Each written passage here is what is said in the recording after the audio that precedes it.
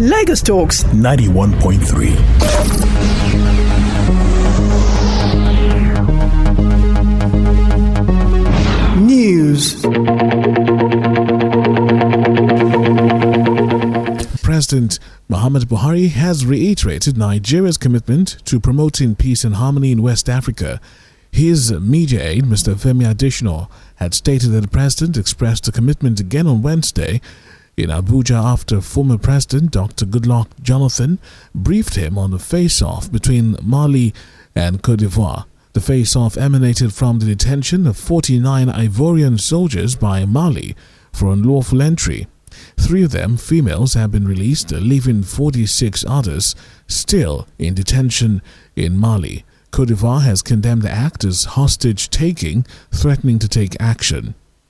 The Federal Executive Council has approved a bill seeking to establish the National Social Investment Program as an agency in furtherance of the government's commitment to improving the livelihood of ordinary Nigerians. Briefing journalists after the FEC meeting held on Wednesday, Minister of Humanitarian Affairs, Disaster Management and Social Development, Sadiya Farouk, said the Council had also approved the National Flood Emergency Preparedness and Response Plan to mitigate the possible effects of flooding incidents across the country. It's a bill that's going to give legal backing to the programs of the National Social Investment Program. The submission is to create the National Social Investment Program as an agency in line with Mr. President's agenda to lift 100 million Nigerians out of poverty by the year 2030. You will agree with me that this plan comes at a time where floods are at its peak on the country, and the impact is leading to the loss of lives, destruction of properties, and damage to our environment. So therefore, the plan seeks to make Nigeria a nation that is more resilient and to scale effective responsibilities. On his part, the Minister of State for Works and Housing, Ibrahim El Yakubu, said the Council approved the revised contract price for rehabilitation of the Anambra-Enugu Interstate Road contract worth over 800 million naira, whilst adding that the Lagos-Ibadan Expressway and the second Niger Bridge were on course to be completed this year. Requesting Council approval for the revised estimated total cost of contract for the rehabilitation of Unko Inyi Akwegoze Road in Anambra State border with Enugu states. The purpose of the matter is to seek the Council's approval for the revised estimated total cost of this road, which stands in the sum of 829,888,825 naira 53 kobo in favor of Messrs. and B's Services Limited with a completion period of 6 months. The Nigerian government has threatened to sanction airline operators selling flight tickets in foreign currency owing to the scarcity of forex in the country. Minister of Aviation, Senator Hadi Sirika, who made the declaration while fielding questions from journalists after the Federal Executive Council meeting, said the Nigerian Civil Aviation Authority has been asked to notify and sanction airlines. He noted that the federal government, through the Central Bank of Nigeria, has released $265 million to airlines operating in the country to settle outstanding trapped funds from ticket sales.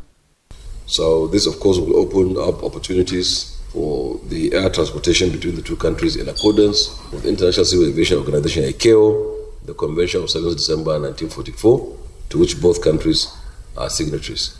The second memo, it's approval for the award of contract for the engagement of consultant for revalidation and collection of aviation height clearance on behalf of the Nigerian Civil Aviation Authority. And is at no cost to the budget because the revenues derived therefrom will be used to pay the consultants 0 to 1 billion, 7%, 1.1 billion to 2.5 billion, 5%, and then 2.5 billion, 5 billion is 3%. This aviation height clearance is extremely important to the safety of air operations. Correspondent Raliat Adenikon reports that the aviation minister also disclosed that a 2 memorandum approved by the council, which includes Nigeria's bilateral air service agreement with the state of Kuwait and others.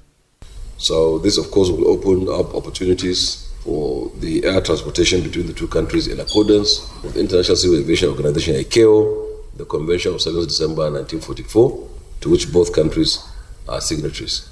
The second memo, it's approval for the award of contract for the engagement of consultant for revalidation and collection of aviation height clearance on behalf of the Nigerian Civil Aviation. That some of the airlines, reports are reaching us that they are refusing to sell tickets in Naira. That is a violation of our laws, local laws. They will not be allowed. The high and the mighty amongst them will be sanctioned if they are caught doing that. NCAA had been directed to swing into action, and once we find any airline violating this, we will definitely deal with them. Also, they blocked the travel agents from access. They also made only available the expensive tickets, and so on and so forth. Our regulators are not sleeping.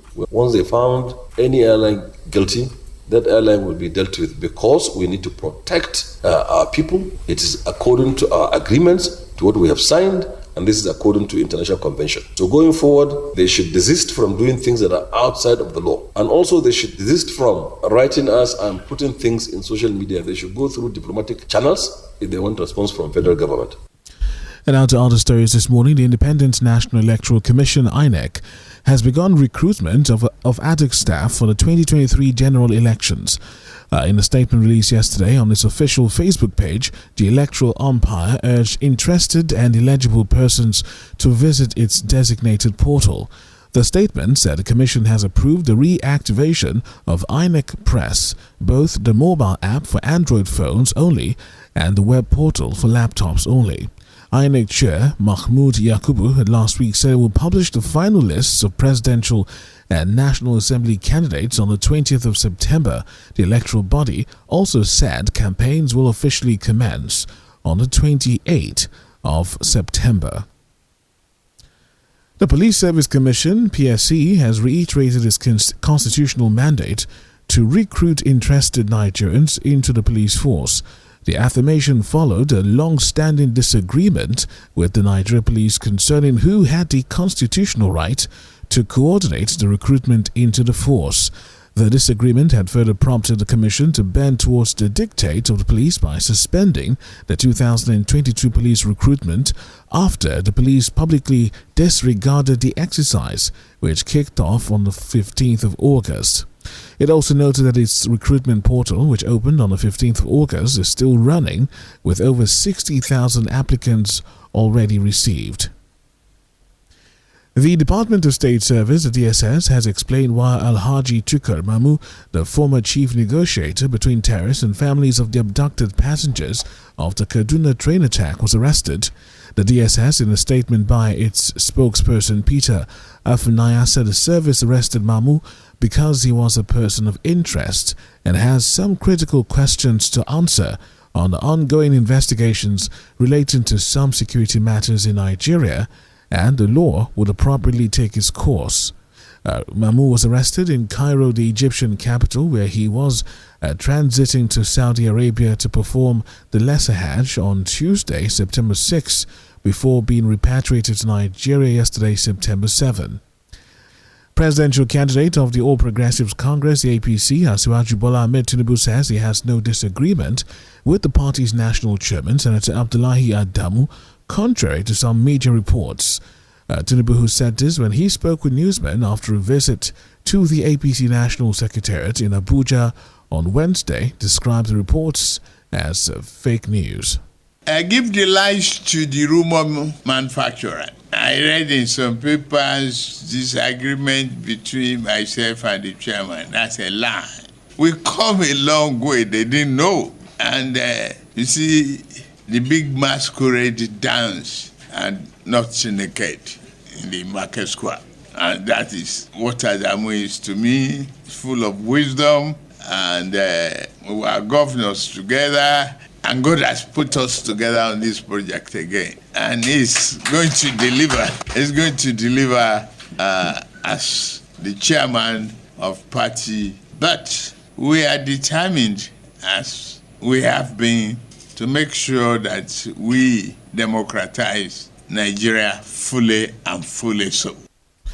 Earlier, Senator Abdullahi Adamu had expressed optimism that the APC will emerge victorious at the 2023 polls.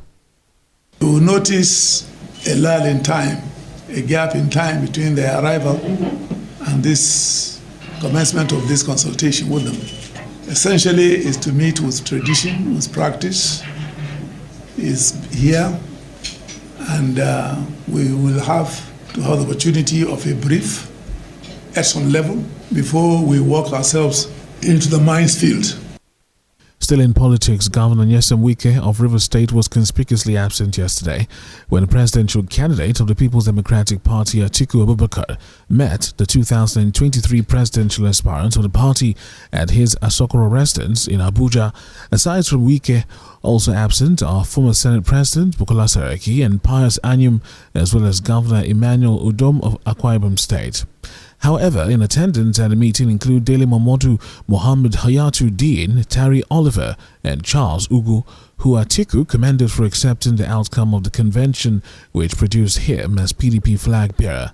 Atiku also promised to work with all of them ahead of the 2023 general elections. Governor Babajide Sanwo-Olu has approved the appointment of Engineer Omotayo Bangboshe Martins as Commissioner for Physical Planning and Urban Development. He replaces Idris Alako, who resigned on Tuesday this week. Bangboshe Martins was Commissioner for Special Duties and Intergovernmental Relations before his new appointment. Commissioner for Information and Strategy, Gbenga Omotosho, had announced the development and the approval of Bangboshe Martins at a press briefing. So Engineer Bangboshe Martins is coming into the job with a wealth of experience from the Ministry of Special Duties now. He's been in government for quite some time. He's an engineer of note who went to University of Lagos, schooled in Lagos Primary School and all of that. He's gone overseas for so many courses, and he's somebody who is a tested hand who you can rely on to handle this kind of ministry. Commissioner for Transportation in Lagos State, Frederick Oladende, has explained that the State Parking Authority, LASPA, is working with laid-down laws of the state to make Lagos comfortable for all. The Commissioner has stated this yesterday at the press centre in Alausa while setting the record straight that LASPA was not out to exploit Lagosians, contrary to speculations that the state was going to enforce payment of levy for parking vehicles in their compounds. I think at this point it's important for me to highlight the fact that congestion is the major factor in Lagos. And part of the solution that we're bringing to solve congestion in Lagos is to see how we can regulate parking, because you would all agree with me that indiscriminate parking eats into the capacity of the network of Lagos State. And now look outside the country. Burundi's president has sacked Prime Minister Alain Guillaume Bunyoni days after he claimed unnamed powerful people were plotting a coup against him. In a unanimous vote in Parliament on Wednesday morning, all 113 ruling MPs voted in favour of President Evariste Ndayishimiye's proposal to dismiss the country's Prime Minister. No reasons were given for the dismissal during the half-an-hour session. Energy prices have soared in the wake of Russia's invasion of Ukraine, forcing the EU's 27 states into action. European Commission Chief Ursula von der Leyen says the EU must cut Russia's revenues, which Vladmir Putin uses to finance the atrocious war. However, Putin said Moscow would react to a cap by halting supplies completely. European leaders have accused Moscow of weaponizing its gas exports in response to Western sanctions on Russian individuals and businesses. And top in business, the stock market Wednesday declined further as market capitalization closed at 26.753 trillion naira from 26.778 trillion naira on Tuesday, a decrease of 25 billion naira or 0.09%. Similarly, the all-share index fell by 45.19 points to 49,599.73 from 49,644.9 recorded at the previous trading. Consequently, the year-to-date return fell to 16.2%. The market breadth ended with 15 stocks in the gainers and losers charts, respectively. A total of 128.94 million shares valued at $1.2 0.67 billion were exchanged in 3,426 deals. And lastly, in sports, Super Falcons have a friendly date with Japan next month after they concluded their US tour, where they played 2 matches with world champions USA in Kansas City and Washington, D.C. The Nigerian ladies are scheduled to play the Japanese counterparts in an exhibition match Thursday, the 6th of October. The date falls within one of the FIFA Women's International windows for this year. Chelsea also set to hold talks with Brighton manager Graham Potter about replacing the sacked Thomas Tuchel. Tuchel, who won 3 trophies in 20 months at Stamford Bridge, was sacked by the Blues yesterday. Former Swansea coach Potter has been given permission by the Seagulls to talk with Chelsea. Tuchel was dismissed after losing confidence of Chelsea's players and the new ownership who took over the club in May. Lagos Talks 91.3.